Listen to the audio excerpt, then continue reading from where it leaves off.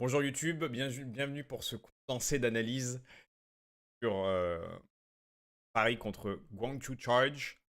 On va commencer à présent sur la map Oasis. On rappelle également que Fefe a été promu head coach et que Damon a été remercié. Et actuellement chez Dallas, donc beaucoup de chances de Paris. Dallas, n'est-ce pas nécessairement les hauteurs là?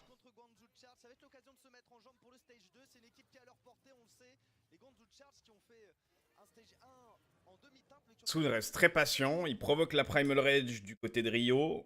Aileen lance l'engagement avec son rallye. Et il en profite pour lancer sa grave. Et ils set up leur combo. Ils ont immédiatement focus le shield de Aileen pour faire en sorte que la bombe soit garantie dans la grave. Ça, c'est plutôt bien joué. Il leur donne un avantage considérable en 5v6, malgré le nombre d'ults que possède Charge à leur disposition. Ça Sound Barrier du côté de Cruz pour garantir le fight. Et derrière, ça joue ensemble, ça joue en équipe. On voit la cohésion d'équipe de Paris là-dessus. C'est propre, c'est carré.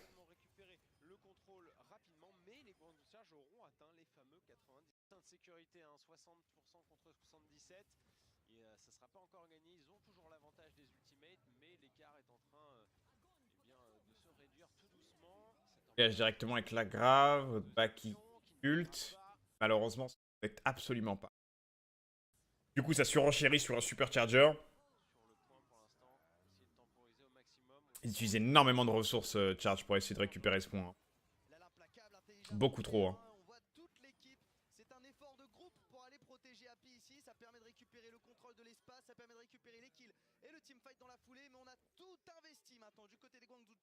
Il va falloir remettre en place une rotation d'ulti et maintenant on va aller défendre très haut et bloquer au niveau de cette choke derrière l'écran projeté de Rio.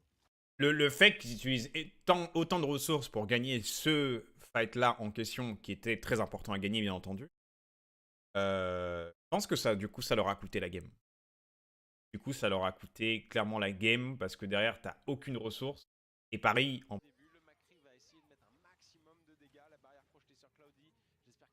ça engage directement avec le rallye. Ils back out immédiatement et le problème, c'est que justement, ils veulent jouer.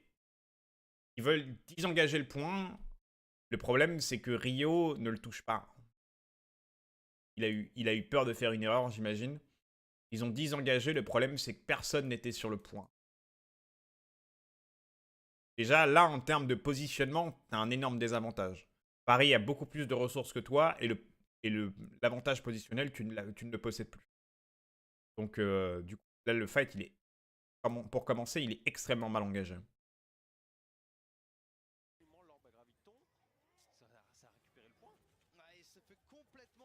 Cloudy qui zone complètement Aileen, du coup. Il leur garantit un pick. La grave. La sound. Rio qui panique et qui va sur le point en le touchant en panique.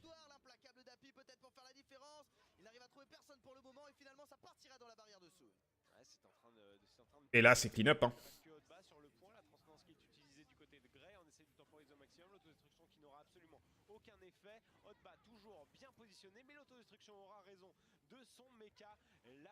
Je trouve pas que Charge est très bien joué, honnêtement, sur ce...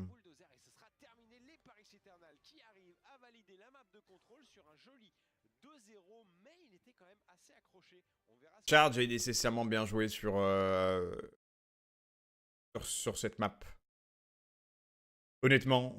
Garder la Orisa, généralement, la plupart des équipes en ligue, s'ils perdent le premier fight, ils switchent la Orisa. Je pense qu'ils auraient dû switcher la Orisa quand ils ont perdu le fight avec celle-ci, même s'il avait son supercharger. Ils ont vraiment pas mal strugglé là-dessus en voulant garder absolument. L'ult économie était plutôt mal gérée, le positionnement était plutôt mal géré, pas mal d'erreurs individuelles. Ils auraient clairement pu faire mieux là-dessus. Ça sub out in Aileen et ça sub in Kib. Du coup, ça sub out Shadowburn et ça sub in Danier. Nous passons sur la map Paris. soigner ici. Donc ils essaient tranquillement de setup leur positionnement. La grenade qui passe. Et là, c'est Danier maintenant depuis les airs qui va essayer de faire la différence avec sa Et Farah. On sait à comme je vous l'ai dit, Charge essayait de jouer relativement passif en attendant que Paris se setup. Tu veux pas nécessairement t'overcommit sur... tu veux pas nécessairement t'overcommit avant même qu'ils push. T'attends qu'ils poussent, qu'ils se mettent en position et tu punis par la suite leur positionnement comme je vous l'ai dit. Donc là, ça tente directement une engage avec le nano boost du côté de Rio, avec Shu. Mais malheureusement, fort sur le pic. aucune value là-dessus. D'en faire la preuve à de nombreuses reprises sur la scène. Rio ne réussit à prendre personne et à punir le positionnement sur personne. Énormément de dégâts, mais pour le moment, n'arrive pas à récupérer de pic. La première IEM pour Soon, ça serait peut-être l'occasion d'en finir. Là, malheureusement, Soon qui tente... un IMP. Mais Charge étaient tous... Ils étaient absolument tous dans le bâtiment. Donc même si t'en dis MP4, malheureusement Paris ne peut en aucun cas suivre le positionnement. Ils peuvent pas suivre ce TMP parce qu'ils n'ont pas le positionnement suffisant pour le follow-up. Parce que Charge, eux, restent passifs. Ils restent dans ce bâtiment pour pas qu'ils puissent setup le crossfire. Voilà, il va toucher 4 joueurs des Guangzhou Charge, c'est pas mal du tout. Maintenant, il faudrait passer à l'assaut, mais ils sont bien recroquevillés dans leur petit hôtel particulier. Guangzhou Charge ne veulent pas s'exposer lorsqu'ils sont piratés. On envoie les deux tanks quand même au casse-pipe pour essayer de temporise. Le tank de contester le point. Déjà de récupérer pour l'équipe de Paris Eternal, mais ça temporise au maximum, hein, ça prend des relais avec des bulles de Zarya. Ah, ça force ses ultis. Mais ils sont en train de les avoir à l'usure, hein. Et là, on trouve. Et là, Danny qui lance un putain de fucking barrage de ouf. Force ses ultis. Mais ils sont au maximum, hein, ça prend des relais avec des bulles de Zarya. Dès qu'il voit... Ah, ça force ses ultis. Mais ils sont en train de les avoir à l'usure. Comment est-ce qu'il a récupéré Kara là en plein dans la maison? Il a puni le positionnement de Kara et d'Otba immédiatement avec le visor de Fincy. Fincy il s'en fout, hein. Il veut juste essayer de récupérer le plus de valeur possible. Le visor de toute façon c'est pas un ulti qui a beaucoup de valeur de toute façon. Pour partir à l'assaut du second. Ouais, la time bank est bonne, ça fonctionne. C'est comme ça qu'il faut faire, hein, tout simplement. Ah là, c'est textbook. Hein. C'est Après, vraiment, le savoir, c'est une chose, le faire parfaitement, c'en est une autre. Hein. Ouais. On l'a vu à plusieurs reprises de la part de plusieurs équipes, c'est pas toujours évident. Le choc D'ailleurs qui tente à Shatter mais qui ne connecte absolument pas. Un peu ballsy Shatter, hein. Un peu ballsy, hein. Il a pensé que Clerville était un peu gratuit. Mais pas du tout mon gars, pas du tout! C'est vrai que là, ils vont mettre la pression très haut. Hein. Cette défense des Guangzhou Charge, vraiment, finalement, on récupère à côte bas sur cette. Ça utilise beaucoup de ressources je trouve pour garder ce positionnement très avancé. Hein. Ils vont mettre la pression très haut. Qu'est-ce que vous en pensez chat? Sparklody et la porte. Ça rate le Shatter et derrière, du coup, Paris lance l'engagement immédiatement avec Danny et le rallye. Mais ce qui fait en sorte en fait que du coup Paris a plus de ressources en sa disposition que Charge. Du coup, ils ont beaucoup plus de ressources, ils ont beaucoup plus de possibilités. Et du coup, bah moi à leur place, honnêtement, j'aurais immédiatement back out. Hein, en sachant ça. Mais ils ont préféré garder ce positionnement très avancé. Je le trouve beaucoup trop avancé, Charge. Honnêtement, ici. Ils auraient pu être un peu moins incisifs. Et un peu moins agressifs. Immédiate de Cloudy là-dessus. Qui garantit le kill sur un main tank, ce qui est énorme. Et malheureusement, la sound de Kara était... au niveau du timing, était beaucoup trop tard, hein, malheureusement. Du coup, ça engage avec la grave. Et vu que Paris dispose de son bouclier et que Charge ne l'a pas, du coup, ça donne un avantage considérable du côté de l'équipe parisienne. Et ça leur permet de récupérer le point sur cette action. Je pense que Charge n'aurait jamais dû... Ils auraient jamais dû autant s'avancer en sachant que Paris avait autant de ressources à leur disposition. À la limite, si les mecs viennent de reset, etc. Mais j'ai du mal à comprendre cette prise de décision. Pourquoi est-ce que tu t'avances en sachant pertinemment qu'ils vont avoir autant de ressources, voire plus que toi, à certains moments, et que si tu te fais outplay, ça peut te coûter le point et accessoirement le round. Le move est beaucoup trop risqué pour moi. Sur la troisième map qui est Eichenwald. qui tente de créer un peu d'espace, mais qui se fait immédiatement punir au terme de positionnement. Et Shadowburn qui ramasse.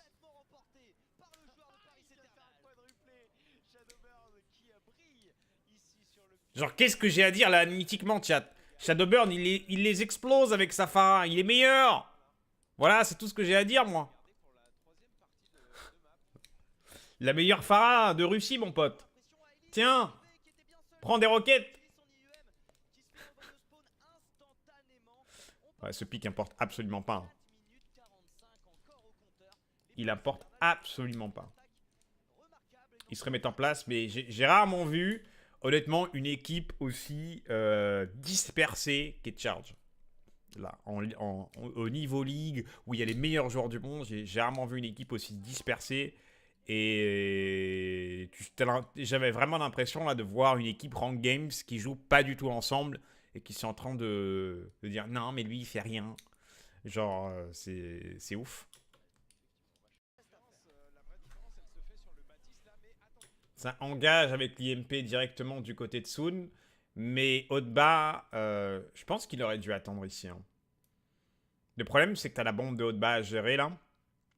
Et que si tu te mets pas à couvert, tu vas mourir. Donc l'IMP peut pas être nécessairement être parfaitement follow-up. C'était risqué, hein. Franchement, c'était globalement risqué. Même si tu punis le positionnement de Happy, je pense qu'il aurait fallu attendre un peu la bombe pour être sûr.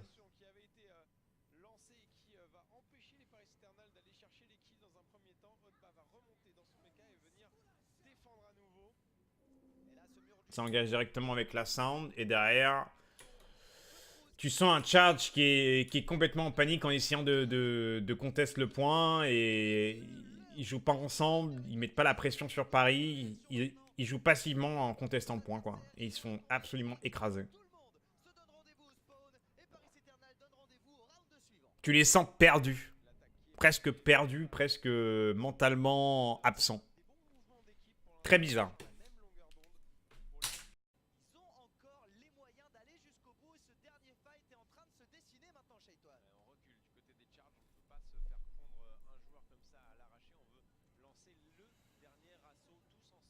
Du coup, Charge a clairement une chance de gagner ce fight, dû au fait qu'ils ont leurs deux ults défensifs, leurs deux ults de support. Mais Paris, si leur setup est vraiment bon, ils peuvent même prendre un pick, hein, honnêtement, malgré ces deux ults support. Donc, à voir. Ça engage directement avec la sound du côté de Charge, de manière très agressive. Au risque, haute récompense, et ça Earthshatter du côté de Rio, mais ça n'a absolument pas connecté. Du coup, Sun tente de les punir avec sa grave, et il prend Rio.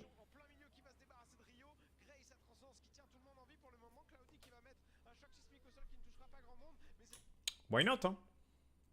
Là, la grave en réaction de Sun était bonne, hein, honnêtement. Il a attendu, ils ont été patients, justement. Ils attendent qu'ils utilisent leurs sources. Il a réagi en conséquence. Ils prennent Rio. Et ce qui leur donne un avantage considérable dû au fait qu'eux ont un main tank et Charge n'en a pas, en fait. Ce qui leur permet derrière de clean up le tout. C'est très bien joué.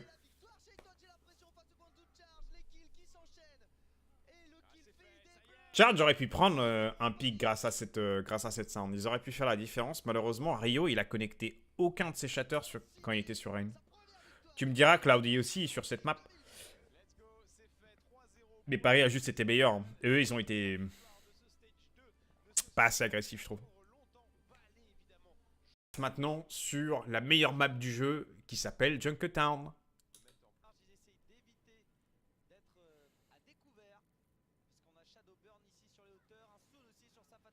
Regarde, ça c'est l'exemple parfait. Tu vois, Shadowburn qui est en train de se faire strike. Grey qui Immortality Field Shadowburn immédiatement là-dessus. Et Shadowburn, il peut continuer à tirer tranquillement. Il continue à tirer sans souci. Et il est sustain. Et l'Immortality Field, il survit. Tu vois? Il regarde, il reste sur la hauteur. Et il l'a utilisé en réaction, parfaitement en réaction avec cette Dragon Strike. Une compétence qui a hard counter, un ult. Et pour moi, c'était la parfaite utilisation de l'Immortality Field dans cette circonstance-là. Sa parfaite utilisation, c'est comme ça. Position des Paris Eternal, elle se joue principalement au placement, à la manière dont Shadowburn et Cloudy de se... Ils essaient de contester les hauteurs. Amplification Matrix, qui est malheureusement pas parfaitement placé. Je pense que pour vraiment utiliser l'Amplification Matrix à la perfection, il faut vraiment être très patient. Il faut être patient, attendre l'erreur, ou éventuellement setup ça avec un mini-grave. Genre tu balances un mini-grave, le mec en pool 3, t'Amplification Matrix en réaction, et sbr. Ou être super patient. Mais je pense que c'est vraiment un des ults auquel il ne faut pas être impatient. Et j'ai cette impression aussi qu'il faut utiliser purement en réaction, plutôt qu'en action. J'ai l'impression aussi, pour l'Amplification Matrix. Je ne sais pas ce que vous en pensez, mais quand tu utilises en action, c'est un ult qui est trop facile à disengage ou à se mettre hors de visu, hors de positionnement de celui-ci. J'ai vraiment cette impression-là, moi aussi, là-dessus. Ouais, il est un peu derrière, il est un petit peu positionné de façon malencontreuse parce que c'est Le game sense de Burn là-dessus. maintenant pour les Guangzhou Charge et c'est de plus en plus compliqué de tenir. On a quelques mètres seulement de la fin de cette carte et on continue à faire le ménage autour du convoi. Ouais, ça fonctionne très très bien. Ça fonctionne très très bien pour les Paris Eternal. On n'arrive pas à... On est quand même à un stade où on doit utiliser un ulti pour pousser le Baptiste à utiliser une simple compétence. C'est effrayant. Ouais, mais la compétence, elle a combien de cooldown déjà, chat 25 secondes, je crois 20-25 secondes. Tu sens que Shadowburn, il s'est bien amusé, là. Hein. Il s'est bien amusé, le petit sourire du joueur russe, là. 20 secondes 20 secondes. Une vingtaine de secondes. Là, je pense qu'ils auraient dû peut-être switcher, non? C'est un ultimate qui se charge très vite, qui fait énormément de dégâts, qui en un petit... Parce que là, le problème, c'est que Paris, ils vont jamais faire en sorte qu'ils puissent cross, en fait. Hein. Ils vont jamais pouvoir cross. Ils vont toujours vouloir les contester là-dessus. Hein. Et Cloudy peut passer à travers le shield des shatters. Ils peuvent être très très agressifs. Hein. Ce qui n'est pas la possibilité de charge, en fait. Eux, ils doivent pouvoir se mettre en position et Paris, il ne laissera jamais faire. Du coup, je pense qu'ils auraient dû switch là. Hein. Leur composition, hein, quasi intégralement. Hein. La Orisa aurait dû sauter. Le Baptiste aurait dû sauter. Le Rodog aurait dû potentiellement sauter avec une Zarya. Ils auraient dû switcher le tour. Je pense que c'est fait exprès et c'est très bien pensé. Oh là là, et ce choc sismique immense de Cloudy, le joueur finlandais qui vient allonger les Guangzhou Charge alors qu'on était en train de passer. On allait passer en configuration tank du côté de Kib. C'est vraiment bien joué, on gagne encore un temps précieux, on va les faire passer sous la barre des 30 secondes. Ça, c'était téléphoné. Hein, qu'il allait passer à travers le shield, qu'il allait en Shatter 3 et qu'ils allaient se faire écraser. Hein. Et là, ils switch. Je pense qu'ils ont switch un fight trop tard. Voire 2 fights trop tard. Un fight trop tard, allez. Il repart sur de la gold classique. Dernière action, chat. Du côté de Paris Eternal, on a une composition qui est... C'est de l'anti-bob, tout à fait. On est parti avec la coalescence ici qui permet de repousser les adversaires. Fusy s'est déjà débarrassé de Chou. Le mur du... Je sais pas si vous avez remarqué là-dessus, mais ils ont quitté la hauteur parce que Cruz était derrière eux, en fait. Il a fait le tour et il les a boop. Ah non, il les a pas boop, c'est eux qui ont sauté. Je suis pas sûr. Je doute. Non, je crois qu'ils ont été boop. Hein. Ça, c'est un mouvement de boop, ça. Donc, Cruz leur a forcé à descendre au moment auquel ils s'attendaient pas nécessairement. Et Paris en a très grandement profité, ce qui leur a permis de gagner le fight, en fait. Donc, Cruz, là, il a fait une différence vraiment phénoménale là-dessus. Paris, il les a parfaitement réceptionnés juste derrière. Très, très bon team play. Et ça leur a permis de gagner le dernier fight. Et le match à 4-0. Et on conclut maintenant ce match de Paris versus Guangzhou Charge, pardon. L'équipe a plutôt bien joué. Je ne sais pas si c'est l'équipe de Paris qui a extrêmement bien joué ou plutôt Guangzhou qui a globalement plutôt mal joué. Mais les ajustements de Fefe sont globalement plutôt intéressants. Le metagame, on voit qu'il y a des expérimentations sur le metagame, particulièrement la composition Baptiste-Bastion qui est très forte. Le Wrecking Ball aussi avec du 3 DPS qu'on a tendance à plutôt pas mal voir. Les changements sont intéressants au niveau des joueurs, au niveau des stratégies. Plutôt optimiste pour leur côté. Leur jeu est propre, le teamplay est là. Donc merci d'avoir regardé cette vidéo et à la semaine prochaine pour ce prochain condensé.